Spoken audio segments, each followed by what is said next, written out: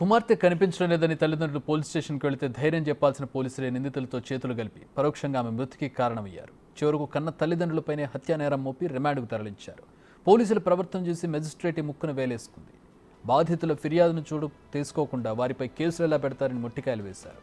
గుంటూరు నల్లపాడు పోలీసుల తీరు యావత్ ఏపీ పోలీస్ శాఖపైనే నమ్మకం కోల్పోయేలా చేస్తోందని విమర్శలు వెల్లువెత్తాయి.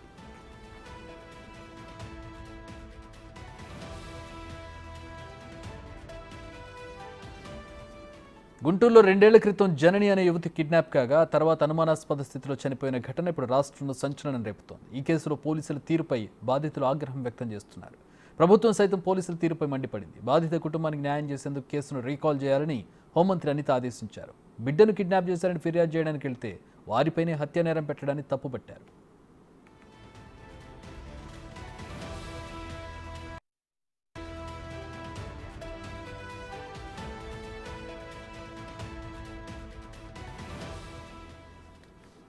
కుమార్తె జనని కనిపించడం లేదని 2022 జూలై 4 నల్లపాడు పిఎస్లో తల్లిదండ్రులు ఫిర్యాదు చేశారు. విచారణ చేపట్టిన పోలీసులు సాతులూరుకు చెందిన ఆటో డ్రైవర్ ఆనంద్ అనే యువకుడిని ప్రేమ పెళ్లి చేసుకున్నట్టు గుర్తించారు. ఈ కేసుకు సంబంధించి ఇరు వర్గాలను బైండ్ ఓవర్ చేసి అక్కడి నుంచి పంపించారు.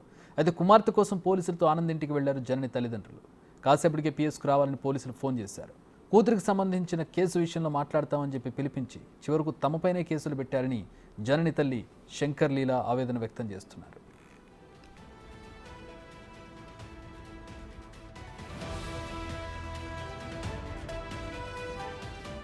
జూలై 4న ఫిర్యాదు చేస్తే మరుసటి రోజు వరకు ఫిర్యాదును స్వీకరించకుండా పిఎస్లోనే నిర్బంధించారని శంకర్ లీలా చెబుతున్నారు. ఎవరూ పట్టించుకోవడం లేదని జూలై 11న ఎస్పీ కార్యాలయంలో ఫిర్యాదు చేశామన్నారు. ఎస్పీ కార్యాలయానికి వెళ్లినందుకు సీఐ తమను దారుణంగా తిట్టారని వాపోయారు. ఆనంద్ ఇంటికి వద్దకు వెళ్లి వారిపైన దాడి చేశారని తిడుతూ తన భర్త, తమ్ముడు, అక్కపైన కేసులు పెట్టారని జనని తల్లి శంకర్ లీలా చెబుతున్నారు.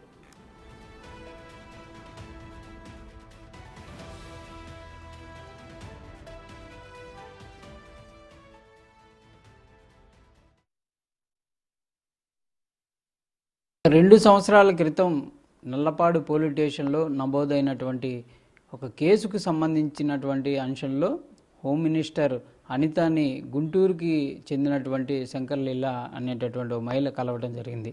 ఆ కేసులో వాళ్ళు కేసును నమోదు చేస్తే తన పాప మిస్ అయిందనే విధంగా వెళ్ళి పోలీస్ స్టేషన్ ఆశ్రయిస్తే ఆ కేసుని ముందుకు తీసుకువెళ్లకుండా తమపైనే తిరిగి కేసులు కట్టినటువంటి పరిస్థితి గత ప్రభుత్వంలో ఉందనే విధంగా కూడా వాళ్ళు చెప్తున్నారు. అయితే ఈ కేసుకు సంబంధించి ప్రస్తుతం వాళ్ళైతే ఓపెన్ చేసి దానిని ఇన్వెస్టిగేషన్ చేయాలనే విధంగా కూడా హోమ్ మినిస్టర్ని కలిశారు. ప్రస్తుతం అసలు ఆ కేసు ఏంటి, అప్పుడు ఏం జరిగింది, ఎందుకు వాళ్ళు మళ్ళీ రీవెరిఫికేషన్ అడుగుతున్నారు అనేది తెలుసుకునేటటువంటి ప్రయత్నం చేద్దాం. మనతో పాటు శంకర్ లీలా గారు. మా పాప డిగ్రీ చదువుతుందండి. మాయమాటలు చెప్పి ఆటో అతను డ్రాప్ చేసి తీసుకుని వెళ్ళిపోయి పెళ్లి చేసుకున్నామన్నారు. అన్న తర్వాత మేము మిస్సింగ్ అని కంప్లైంట్ ఇవ్వడానికని నల్లబాటు స్టేషన్కి వెళ్ళాము. అప్పుడున్న సిఏ గారు బత్తుల శ్రీనివాసరావు గారు, ఎస్ఐ జైతే నాయక్ గారు ఉన్నారు. ఇచ్చిన తర్వాత సరేనమ్మా మేము మీ పాపను పిలిపిస్తే మేము మళ్ళీ బైండ్ ఓవర్ అయి రాపిస్తామన్నారు. మేము వచ్చేసిన తర్వాత మళ్ళీ 6వ తారీఖు మమ్మల్ని ఫోన్లు చేసి రమ్మన్నారు. సరే సార్ అని చెప్పి మేము 7వ తారీఖు వెళ్ళాము. మమ్మల్ని 4-5 దాకా కూర్చోబెట్టి మళ్ళీ తర్వాత ఈవినింగ్ ఫోన్లో లాక్కున్న తర్వాత మళ్ళీ ఈవినింగ్ మమ్మల్ని పంపించేసి మళ్ళీ రేపు రండమ్మా అని అన్నారు. అట్లా గత 3 రోజులకు మమ్మల్ని తిప్పించుకున్నారు. ఎందుకు తీసుకున్నారు వాళ్ళు? మాకు తెలియదు సార్, అవేమి మాకు చెప్పలప్పుడు. మళ్ళీ రమ్మన్నారు. మళ్ళీ రమ్మన్న తర్వాత మేము ఇట్లా తిరుగుతున్నా ఏమీ జరగటం లేదని అప్పుడు స్పందన ఉంటే స్పందనకి వెళ్ళి నేను కంప్లైంట్ పెట్టుకున్నాను. సార్ మా అమ్మాయిని ఇలా మిస్ అయ్యింది, ఇట్లా కంప్లైంట్ ఇచ్చాము, వాళ్ళు ఏమి తీసుకొస్తామంటున్నారు, తీసుకురావట్లేదు సార్, బైండ్ ఓవర్ అంటున్నారు, రాపియట్లేదు సార్ అని చెప్పాను. చెప్పిన తర్వాత సరేనమ్మా ఇప్పుడు మీరు వెళ్ళండి, మేము సీఏ గారితో మాట్లాడాము, మీ అమ్మాయిని పిలిపించి బైండ్ ఓవర్ అయి రాపిచ్చి సంతకాలు పెడతారమ్మా అని అన్నారు.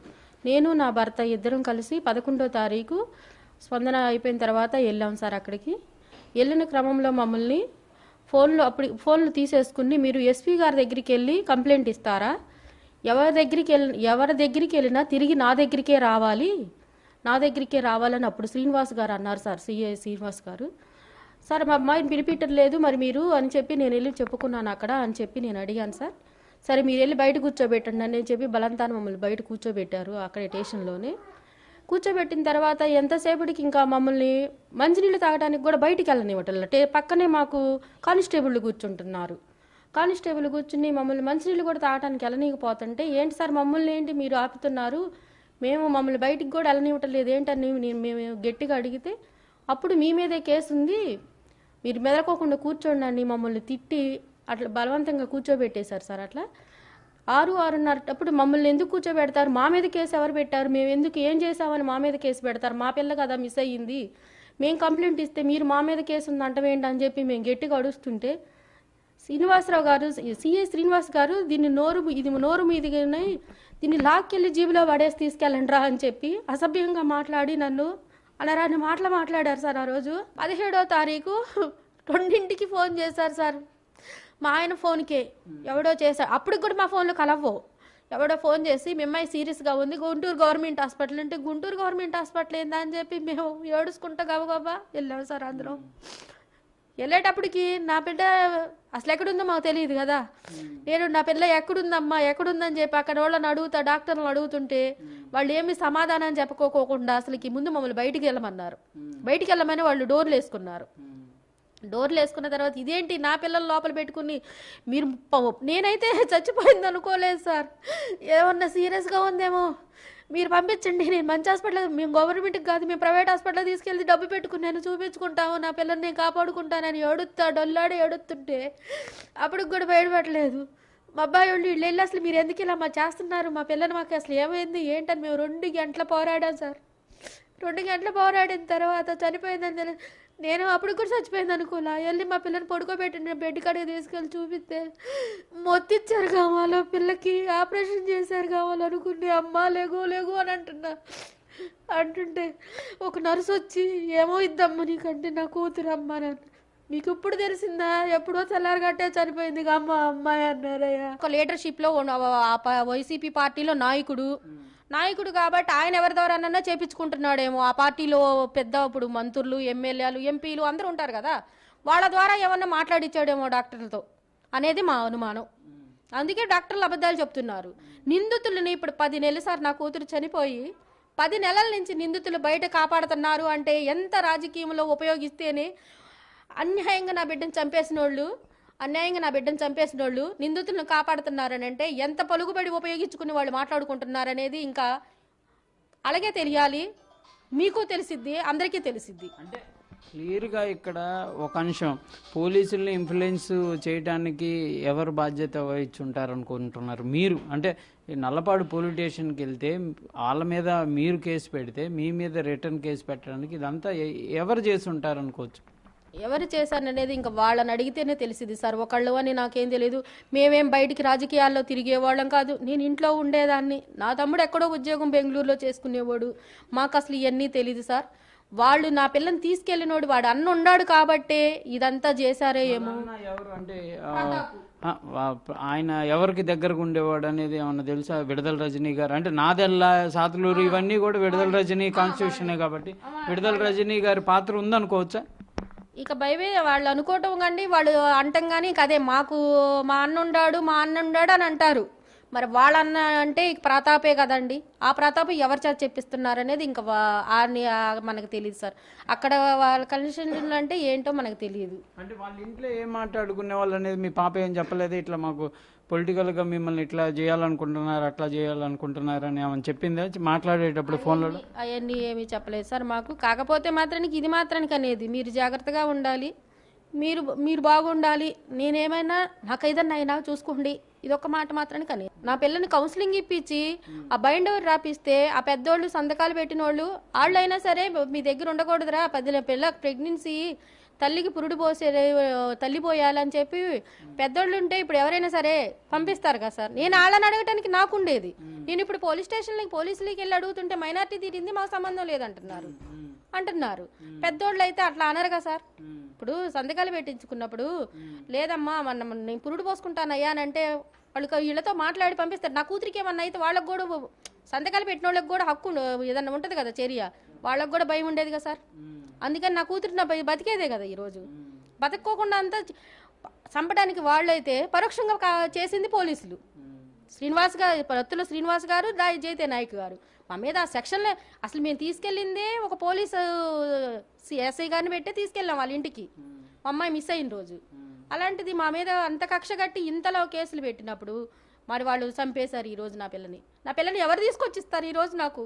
నాకు ఒక్కతే కూతురు, నేను నేను బతకాలి అంటే అసలు ఎలా ఏమి చూసుకుని నేను బతకాను?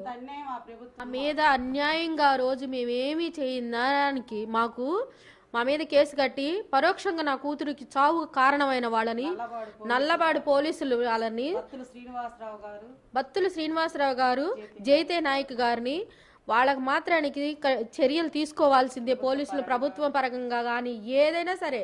నాకు ఎంత అన్యాయం, నా కూతురు చనిపోవటానికి పరోక్షంగా వీళ్లే కారణం. వాళ్ళకి అండ కాసింది వీళ్ళు. ఎందుకంటే ఈ రోజు నా కూతురు చచ్చిపోయింది. ఒక మాట చెప్పాడు, నాదేం లేదమ్మా, నా వెనకాల నా ప్రెజర్ ఉండబట్టి నేను చేశాను అంటున్నాడు. అది మాకు అవన్నీ మాకు తెలియదు సార్. శ్రీయ గారు ఆయనకి ఎవరు చెప్పారనేది ఆయనకి తెలిసిద్ది. మాతో అయితే ఆ మాట అన్నారు అంతే. కానీ ఈ కేసు కట్టింది మాత్రానికి మాకు శ్రీనివాసరావు గారే. మమ్మల్ని ఆ రోజు అన్న మాటలు కాదు, ఆ రోజు అనేక అసలు ఆ మాటలు అంటాం కూడా ఆయనే అంది అన్నప్పుడు ఆయనే మాకు తెలుసు కాబట్టి ఇంకా ఆయన వెనకాల ఎవరున్నారనేది మాకు తెలియదు. అది ఆయనకి తెలియాలి. అది అంతే సార్. మాకు ఇంకా డాక్టర్లు 10 నెలల నుంచి నిందితులను కాపాడుతుందేమో డాక్టర్లు. ఆ రోజు అన్యాయంగా కేసు పెట్టిందేమో మా మీద పోలీసులు, ఎస్ఐ గారు, జైతే నాయక్ గారు, బత్తుల శ్రీనివాస్ గారు. ఈ రోజు చంపిన తర్వాత నిందితులను కాపాడుతుంది పోలీసులు, డాక్టర్లు. వీళ్ళందరూ ఎవరున్నారు ఏంటనేది వాళ్ళని తీసుకుని మీ ద్వారా కూడా మీ మీడియా ద్వారా కూడా వాళ్ళని అడిగితే వాళ్లే నిజాలు చెప్పాలి సార్. దయచేసి మీ మీడియా వాళ్ళ కూడా నాకు న్యాయం చేయాలి. నా కూతురు చంపిన వాళ్ళకి శిక్ష పడేదాకా మీరు నాకు మీరే మాకు అండగా ఉండాలి. ఎవరైతే జనని వాళ్ళ మదర్ శంకర్ లీలా గారు ఒక ఆవేదన ఆమె వ్యక్తం చేస్తున్నారు. ఈ కేసులో మేము వెళ్ళని అధికారి లేడు, ప్రతి ఒక్క అధికారి దగ్గరికి వెళ్ళాము, ప్రతి ఒక్కళ్ళకి విన్నపాలు ఇచ్చాము, అనేక సార్లు తిరిగాము. అంటే సామాన్యంగా ఒకళ్ళు పోరాటం అంత చేయలేరు, ఎందుకంటే ఏదో ఒక స్థాయిలో భయపడేటటువంటి పరిస్థితులు ఉంటాయి. దీనికి కారణం ఒక కేసు గురించి వెళ్ళి కేసు పెట్టాలంటే రిటర్న్గా వాళ్ళ మీదే కాదు వాళ్ళ బంధువుల మీద కూడా కేసులు పెట్టారు.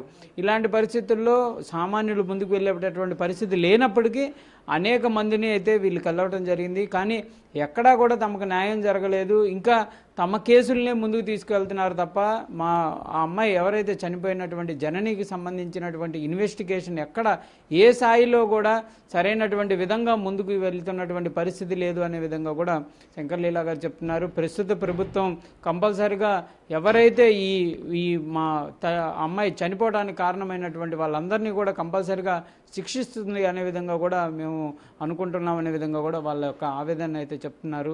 దీనిపైన కంపల్సరీగా కూడా సీఎం చంద్రబాబుతో పాటు హోమ్ మినిస్టర్ కూడా వెంటనే స్పందించడం, వెంటనే అధికారులను ఆదేశం చేయడం, ఇదంతా కూడా తమ యొక్క ఇన్నేళ్ల బాధని మర్చిపోయే విధంగా ఉంది. కంపల్సరీగా న్యాయం జరుగుతుంది అనే విధంగా కూడా వాళ్ళు చెప్తున్నటువంటి పరిస్థితి ఉంది. కెమెరామెన్ సిద్ధుతో సాయి శంకర్, గుంటూరు నుంచి.